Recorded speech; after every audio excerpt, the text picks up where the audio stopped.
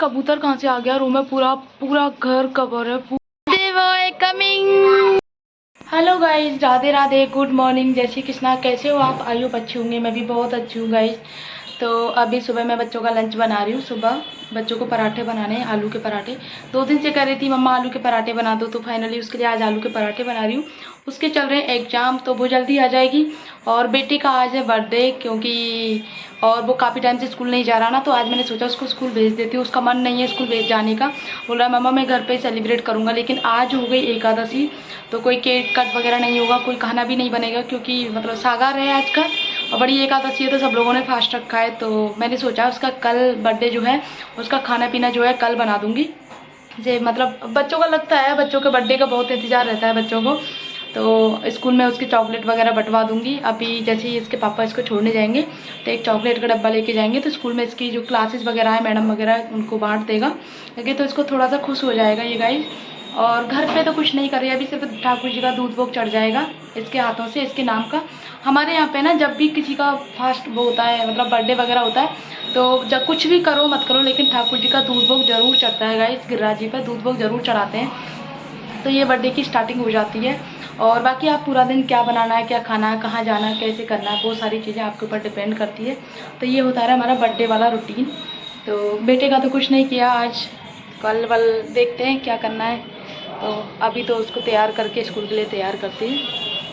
सुबह सुबह से 500 रुपये मिल गए। किसने दिए? अम्मा। अम्मा ने पैर छुए अम्मा के? कब? बाबा ने नहीं छुए। बाबा के नहीं छुए? कल बाबा के छुए। कल छू दे। बर्थडे आज है, बाबा के पैर छू कर छुए नहीं। अरे टॉफी बंदा होगा नहीं क्या? टॉफी नहीं लाएगा? इधर आके दे, इधर आके देखा, दिखा दिखाओ, सीधे तरीके से दिखाओ। हाँ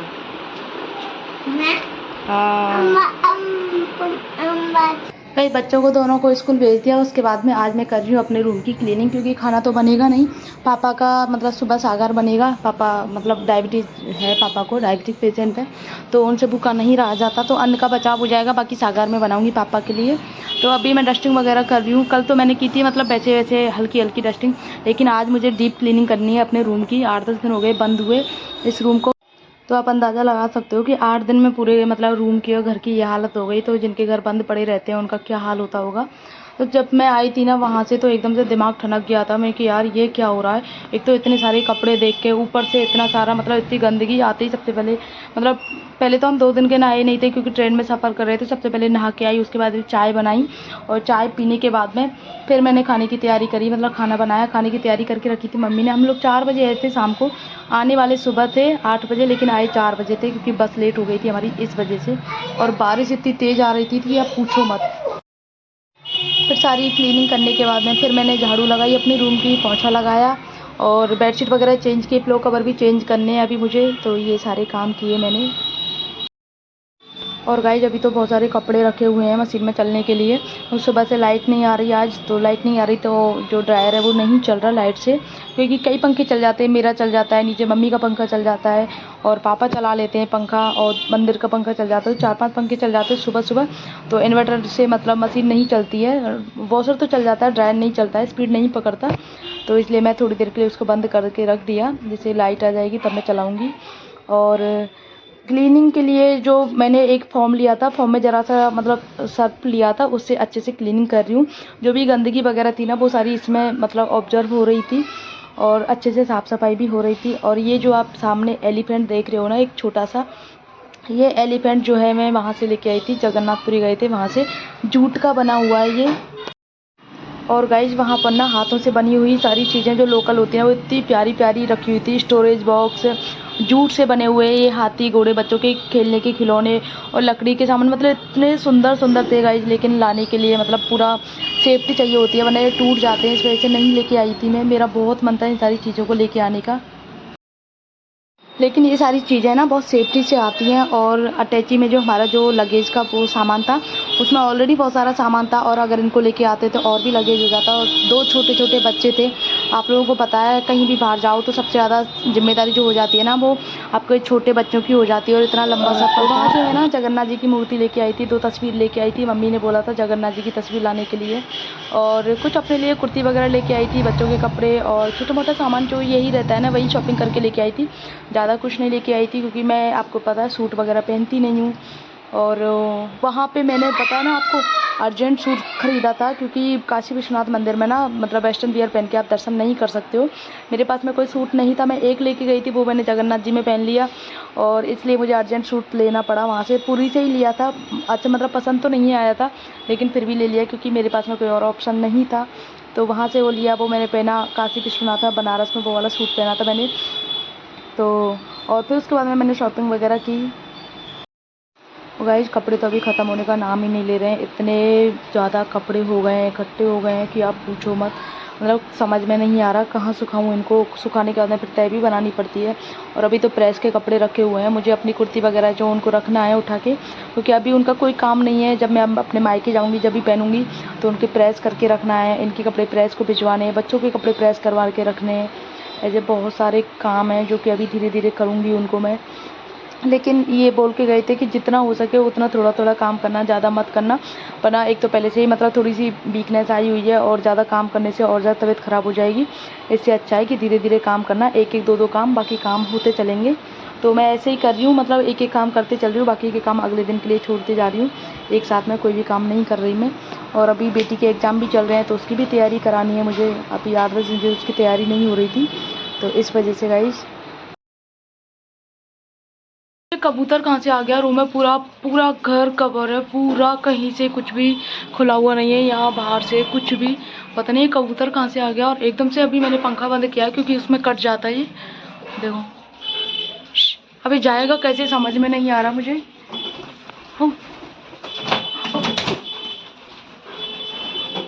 जाएगा कैसे?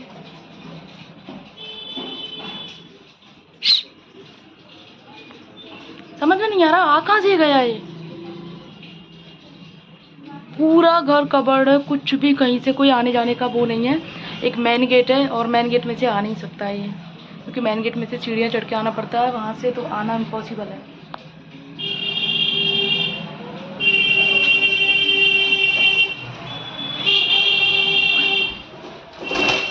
ओह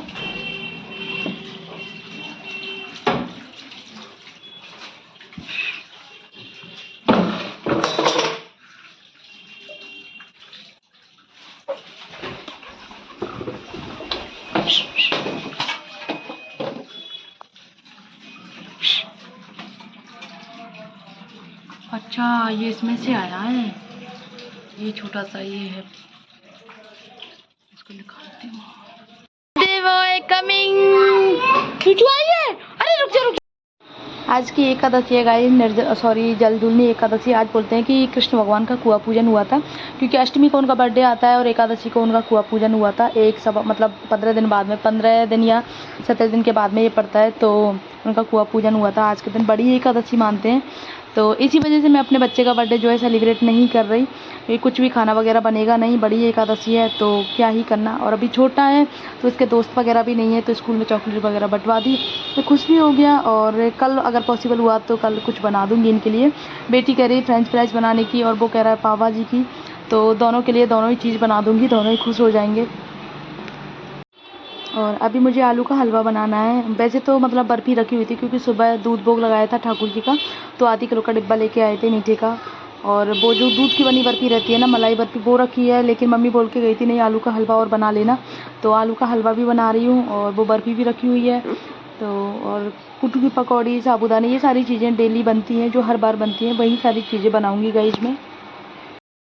एक तरफ मेरा आलू का हलवा बन रहा है, दूसरी तरफ मैं आलू कुटू के लिए कुटू की पकौड़ी बनाऊंगी, तो उसके लिए मैं आलू कट करके रख लेती हूँ। साबूदाने के लिए भी कट करके रख लेती हूँ, और आलू की कटलेट बनानी है मुझे, तो वो भी कट करके रख लेती हूँ।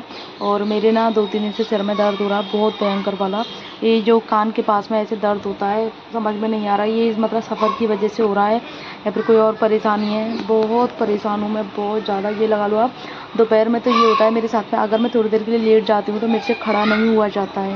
ये वाली हालत हो गई है गाइज मेरे साथ में। लेकिन गाइज काम तो करने ही है, चाहे तबीयत कैसी भी हो, काम तो मतलब क्या ही बोलूँ, काम तो बहुत ज़रूरी है, चाहे तबीयत सही हो या नहीं हो। ये वाली बात है गाइज। और दोपहर को तो आज बताऊँ, मैं सच बताऊँ क्या हुआ था मेरे साथ में। मैं खड़ी हुई थी बिस्तर से दोपहर को, थोड़ी देर आधा घंटे के लिए लेटी थी, और जैसे ही लेटी थी ना, मैं ऑनेस्टली बता रही हूँ, मतलब खड़ी हुई थी, मुझे ये था, मुझे कुछ भी नहीं पता था, मतलब मैं कहाँ हूँ, कैसी किस जगह पे हूँ। मुझे बहुत देर तक, कम से कम 10 मिनट तक मुझे पता ही नहीं चला था कि मतलब मैं कहाँ हूँ। मैं उसके बाद में वॉशरूम गई, वॉशरूम जाने के बाद हाथ मुँह धो के आई, फिर भी ऐसा लगा था जैसे ऊपर से सिर, जैसे जो ऊपर का ये माथा होता है ना, ऐसे जैसे किसी ने जकड़ लिया हो। इतना मतलब पेन हो रहा था, कंट्रोल से बाहर पेन हो रहा था गाइज मुझे। बहुत देर तक बैठी रही, तब जाके थोड़ा सा, और पूरा ऐसा लग रहा था कि अभी मैं दीवार अगर मैंने नहीं पकड़ी तो मैं गिर जाऊंगी। मुझे बिल्कुल नहीं पता था क्या हो रहा है मेरे साथ में। तो मैंने इनसे फ़ोन करके पूछा, इनको बोला, तो ये बोले थे थोड़ी देर रेस्ट कर ले, हो सकता है सफ़र की वजह से थोड़ी थकान चल रही है, तो उस वजह से ऐसा हो गया होगा, क्योंकि नींद प्रॉपर नहीं मिल पा रही थी वहाँ पे। और यहाँ भी देखो, वही रूटीन है जो घर गृहस्थी का होता है, वही रूटीन है। और दोपहर में थोड़ी देर के लिए लेटी थी, उसी वजह से हो गया होगा, हो सकता है। तो माथा इस टाइम पे इतना मतलब भारी हो रहा है, सिर बहुत भयंकर वाला। दवाई भी ले रही हूँ, सारी चीज़ें हो रही हैं, लेकिन ये थकान कम नहीं हो रही है, क्योंकि प्रॉपर रेस्ट नहीं मिल पा रहा, सच बताऊँ मुझे। तो इस वजह से ये सारी चीज़ें हो रही हैं मेरे साथ में। तो बच्चों के लिए ना मैं मतलब कटलेट तो बनानी है मुझे, तो मैं सोच रही हूँ मतलब फ्रेंच फ्राइज जो आलू कट करके रखते हैं ना, वो वाले कट करके रख देती हूँ। बच्चों से कह दूँगी फ्रेंच फ्राइज बनाए हैं, और इस वाली शेप से कट भी गए थे। ये वाला जो काटने का रहता है ना, इससे मैं कट करके रख रही हूँ। वैसे ये मुझे ना थोड़ा टाइट लगता है, क्योंकि इसके ब्लेड है ना, वो रखे मतलब काफ़ी टाइम से रखा हुआ था, यूज़ नहीं आता है। तो इसको मैं बहुत टाइटली यूज़ करके, और तब मैं यूज़ कर रही हूँ। भी ना मोबाइल देख देख के इतना एक्स्ट्रा ऑर्डिनरी हो गए हैं कि ये लगा लो आप, उनको डेली कुछ ना कुछ चाहिए होता है। कभी पिज़्ज़ा की डिमांड करते हैं, कभी कुछ, डेली का काम है ये इनका। तो वैसे तो मैं बाहर की चीज़ें इनके लिए खाने के लिए कम देती हूँ, लेकिन फिर भी बच्चों का मन रखना पड़ता है। और वहाँ पर भी कई दिन इन्होंने पिज़्ज़ा खाया था, और वहाँ तो पिज़्ज़ा का क्या था, बस पिज़्ज़ा के नाम पे बस पैसे वसूली थी, बस और कुछ नहीं था। नाम मात्र का पिज़्ज़ा था, बस ऐसे ही फेंका था, मतलब पूरा खाना जो लेते थे ना, पूरा यूँ ही वेस्ट जाता था, कुछ भी टेस्ट वगैरह कुछ भी नहीं होता था उसमें। तो लेकिन हमारे यहाँ पे सारी चीज़ें बहुत अच्छी मिलती हैं, ये चीज़ तो है गाइस, इतनी अच्छी टेस्टी, मतलब यहाँ पे आदमी बिल्कुल अगर कहीं का भी हो, वो बिल्कुल भूखा नहीं रह सकता है, जैसा चाहो आप, क्योंकि प्योर वेजिटेरियन है। और मेरी समझ में ये नहीं आता कि इतने बड़ा धाम है जगन्नाथ धाम, और वहाँ पर ये सारी चीज़ें मतलब कैसे पॉसिबल है, क्योंकि वो लोग भी तो पूजा करते हैं यार, जगन्नाथ जी की बहुत बड़ी सेवा पूजा होती है।